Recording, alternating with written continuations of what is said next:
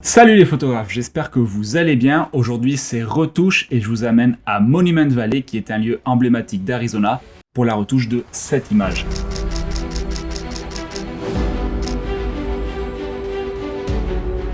Pour la petite histoire, nous étions au Grand Canyon le matin même, mais on voulait absolument faire le coucher de soleil à Monument Valley, donc on s'est vraiment dépêché pour arriver là-bas. On voyait le soleil qui approchait l'horizon et surtout l'orage qui s'avançait aussi, mais on est arrivé là-bas juste à temps, mais le soleil était déjà caché derrière les nuages, donc on s'est quand même installé, on a espéré, et vraiment on a eu cette chance de voir le soleil qui est apparu juste avant de se coucher derrière l'horizon, donc entre le sol et les nuages d'orage.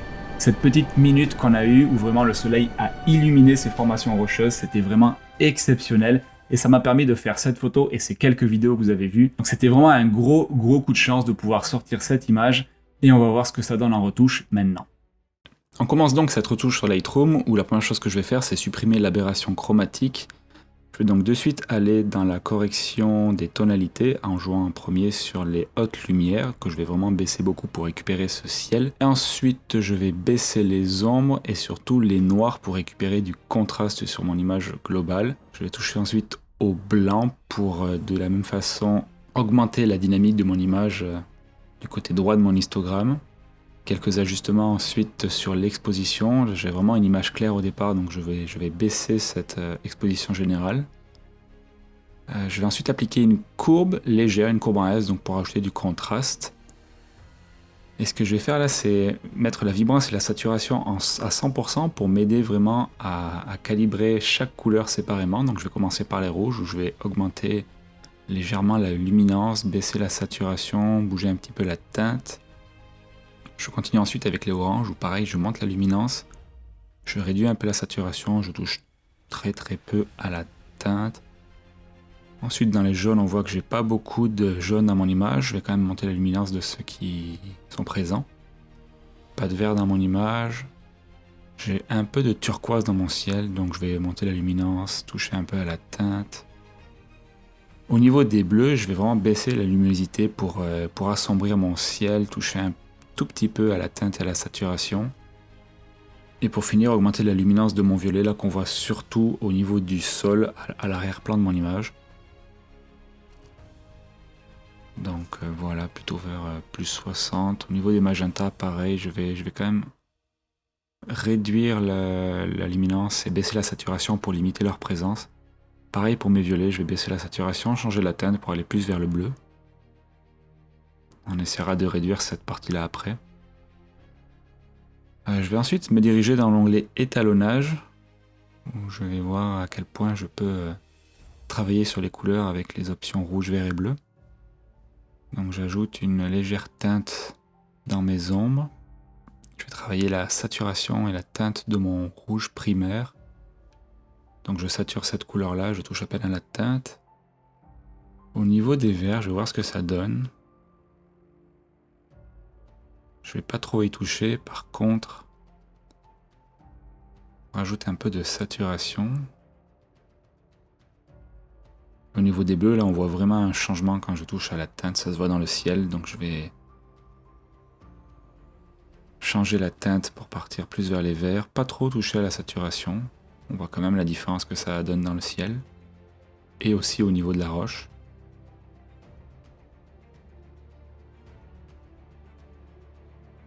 Maintenant, je vais passer à l'ajout de filtres radio dans ma photo. Donc si vous avez vu ma vidéo précédente, vous savez comment je fonctionne. Je vais commencer par un premier filtre radial inversé cette fois-ci pour vraiment recentrer l'attention sur mon sujet, donc qui est cette formation rocheuse. Donc je crée un filtre radial avec une exposition négative tout autour de ce rocher-là.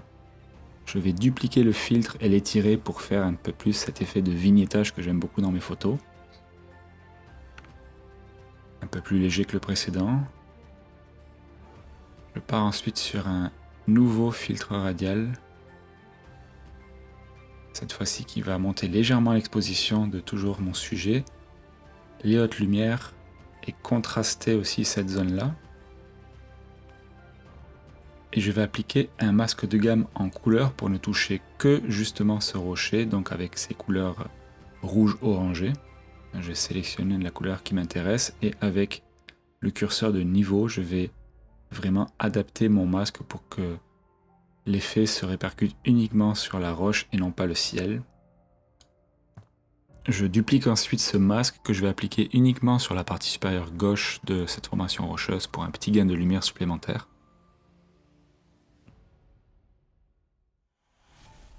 Je passe ensuite au filtre gradué et je vais en créer un avec une exposition négative sur le bas de l'image comme pour recentrer un petit peu l'attention et assombrir le bas de la photo qui est moins intéressant à mon avis.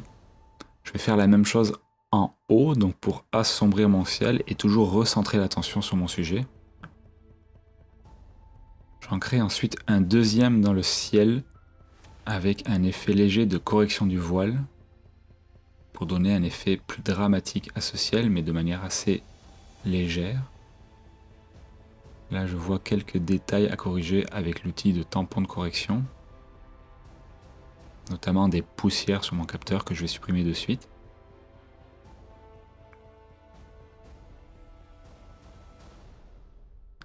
N'hésitez pas à utiliser cette option d'affichage des défauts qui va vraiment vous permettre de mieux voir les petits défauts et les poussières de votre image. C'est vraiment beaucoup plus simple à voir en activant cette option. Touche un peu à ma courbe, toujours pour le contraste.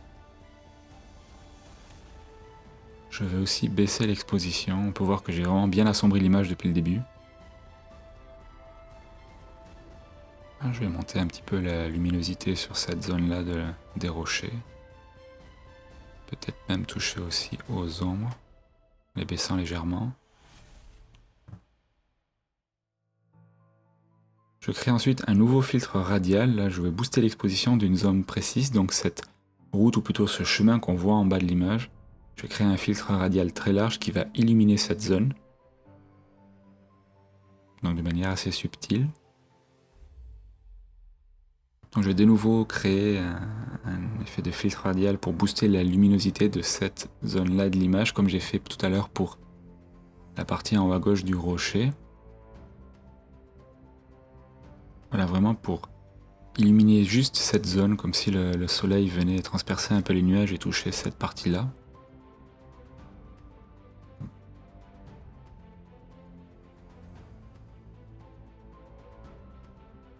Ensuite, je repars dans les filtres gradués où j'en crée un nouveau dans le ciel. Pas pour booster l'exposition, là je vais annuler cet effet-là, je vais juste booster la clarté de cette zone. Et encore une fois, appliquer un masque de gamme en mode couleur pour l'appliquer que sur les couleurs du ciel, donc ces couleurs bleutées plus froides. Et pour pas que ça touche les rochers du premier plan.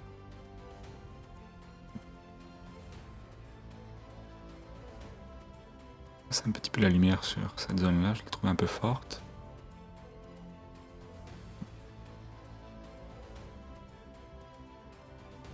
Je vais remonter légèrement la luminance des bleus pour limiter cet effet de halo qu'on trouve autour des rochers.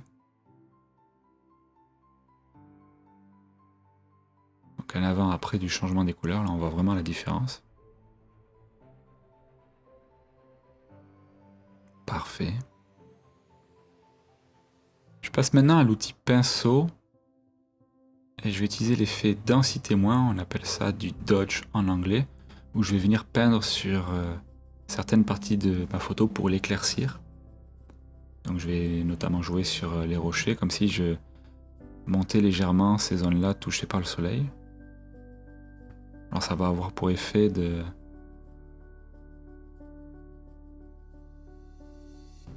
créer plus de profondeur à mon image pour mettre du relief justement sur cette photo.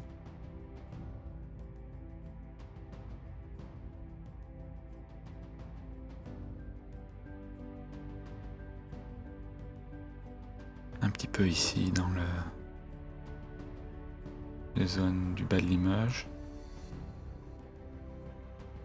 Voilà, quelques ajustements supplémentaires. Puis maintenant, je vais faire l'inverse cette fois-ci. Je vais créer un effet de pinceau en densité plus ou burn en anglais, où je vais faire donc l'inverse et assombrir certaines zones de l'image, notamment les strates qu'on voit sur cette formation rocheuse. Donc ça contraste de suite avec le reste de la roche. Le but, encore une fois, c'est de créer cet effet de profondeur dans l'image. de relief.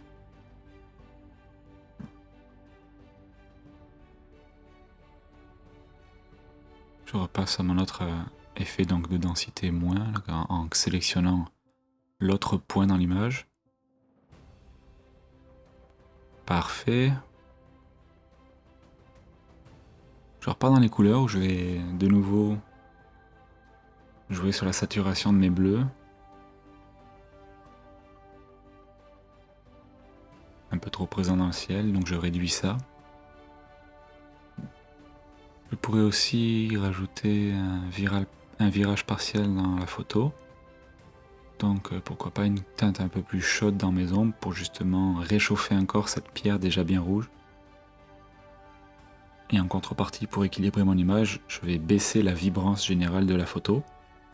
Puis là, je vais créer un filtre radial avec une exposition de -1.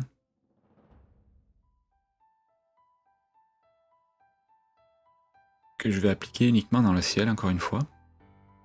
Donc en jouant sur le curseur de réglage de niveau, je vais vraiment adapter ma zone de sélection.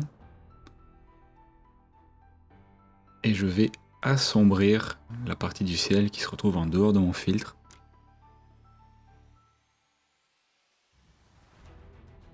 Comme si la zone lumineuse se trouvait en haut à gauche de mon image et éclairait la partie gauche et assombrissait le reste.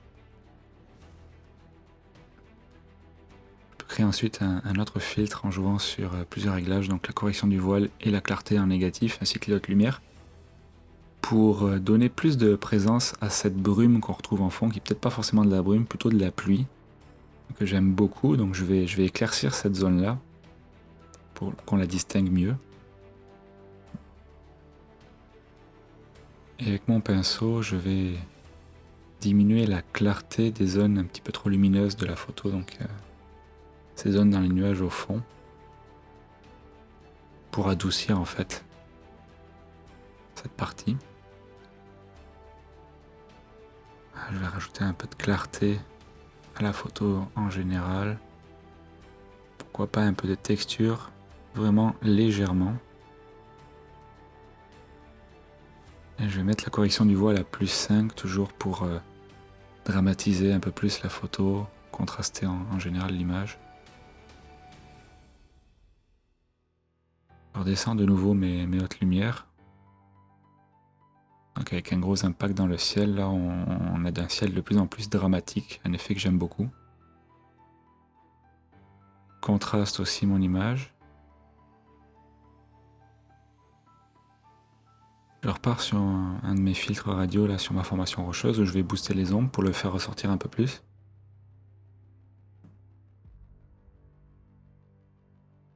Et je reviens aussi dans mes couleurs, là je vais travailler de nouveau mon orange, je vais désaturer cette couleur légèrement. Vraiment quelques petites modifications pour arriver à ce résultat qui me plaît et que je vais envoyer ensuite dans Photoshop pour une légère correction avec une technique qui va sûrement vous intéresser.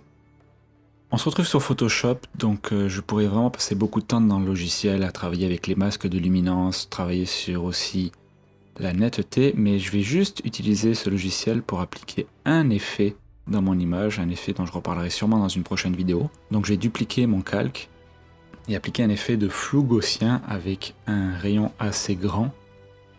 Donc tiens, 40, ça me va très bien. Le but étant que mon image soit floue, mais qu'on distingue un corps, les silhouettes, ou au moins les contours de mon sujet. Donc 40, c'est parfait.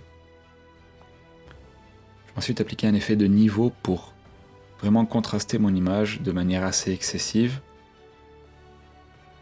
Et je vais ensuite baisser l'opacité de ce calque-là à 0 et le remonter légèrement de l'ordre de 10 à 20%, en l'occurrence 9 c'est pas mal.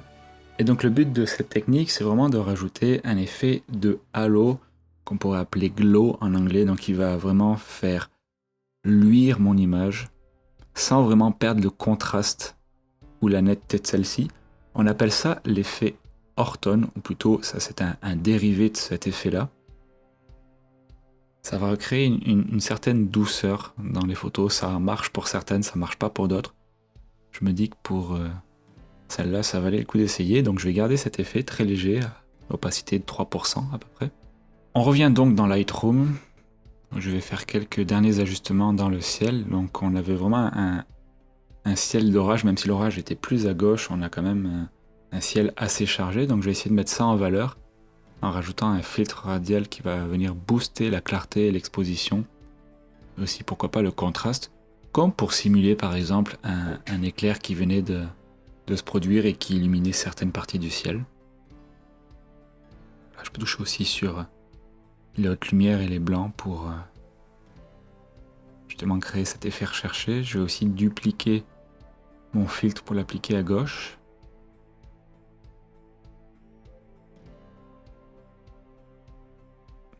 Un peu plus large cette fois-ci.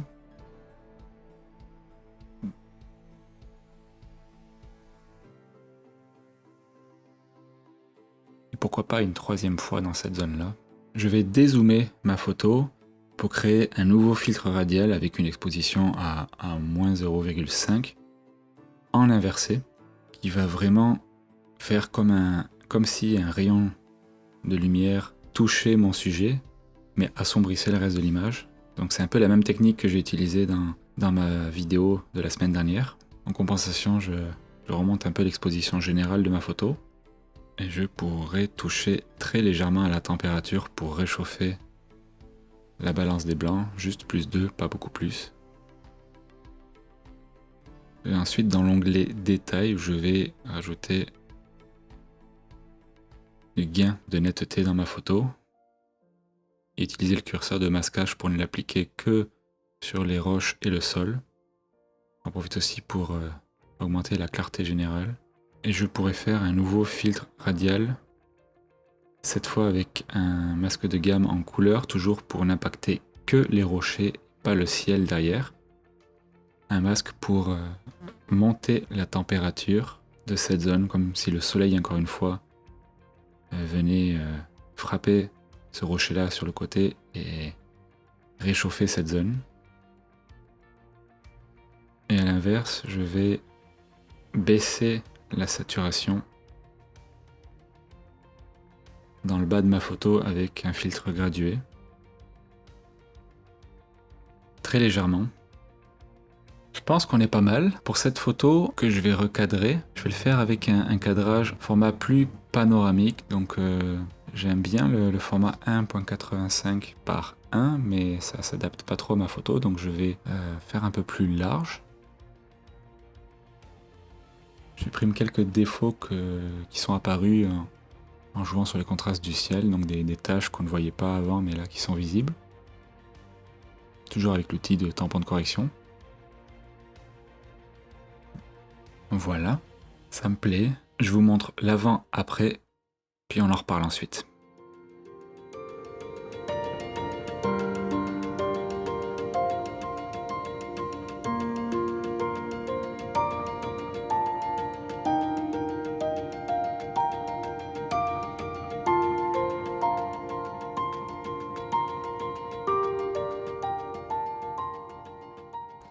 Voilà, j'espère que cette retouche vous a plu. Quand on voit l'avant puis l'après, on constate qu'un gros travail a été fait. C'est le cas quand on a une bonne photo de départ, on arrive vraiment à des résultats exceptionnels quand on prend du temps à retoucher ses photos. Si la vidéo vous a plu, n'hésitez pas à l'écrire en commentaire, à vous abonner. Quant à nous, on se retrouve la semaine prochaine pour une vidéo d'astuces cette fois-ci. D'ici là, faites de belles photos. Ciao!